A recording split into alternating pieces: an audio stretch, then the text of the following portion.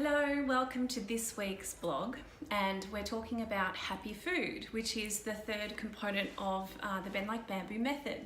So I really see food as my foundation because you really do require nutrients to perform your daily activities, walking down the street, picking up your shopping, helping the kids, working. You need a certain amount of vitamins and minerals and hydration just to perform your everyday tasks.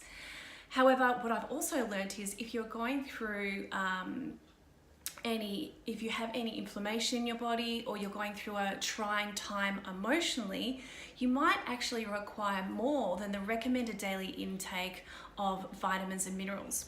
And so 10 years ago, I was actually paralyzed in a wheelchair. The entire left-hand side of my body was paralyzed from an attack of multiple sclerosis. And this forced me to research all about recovery and what was possible for me. And I always take a very balanced approach, and I have a wonderful team of doctors and Eastern practitioners as well, and that's what worked really well for me. When I addressed my nutrition, that is when my results really started to become most profound. So I'm quite passionate about food.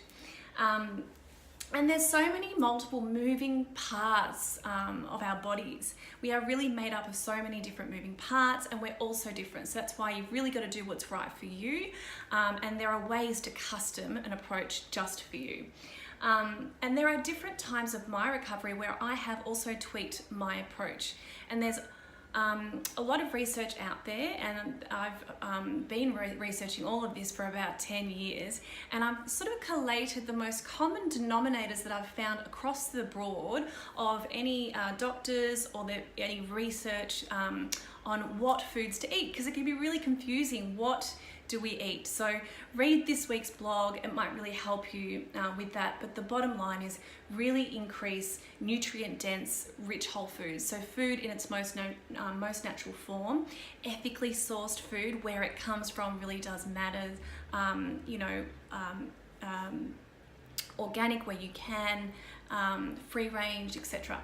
And reduce inflammatory foods or any foods that are not good for you, such as processed food. Don't drink too much coffee. Maybe replace it with some green tea if that's right for you. Reduce your sugar intake, but really focus on what to up rather than just what to eliminate. It's more fun. And you have to make it fun. Otherwise, you're just making it really hard for yourself. So let's get to the 5 tips for increasing happy food into your life.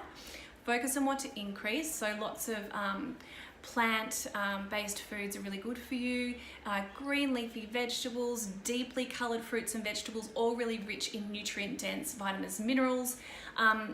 Good fats, fibre, and fermented foods are also good for you.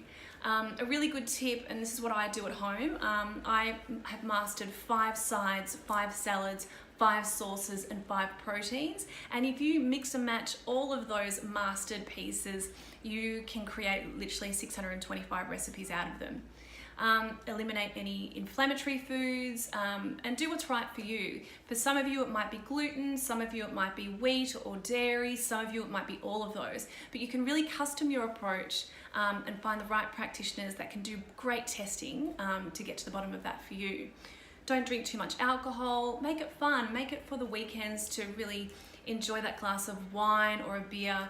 And during the week, try and there's so many beautiful herbal teas. Maybe get yourself a beautiful cup that makes it feel lovely. Where your food comes from matters. So really source your fruits and vegetables and proteins, whatever's right for you, from ethically sourced places.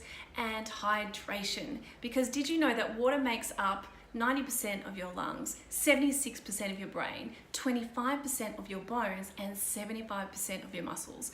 So in a nutshell, drink as much water as possible, and filtered water if you can. So that's this week's blog. Happy food. I hope you really enjoyed that, and I'll see you next week. Bye.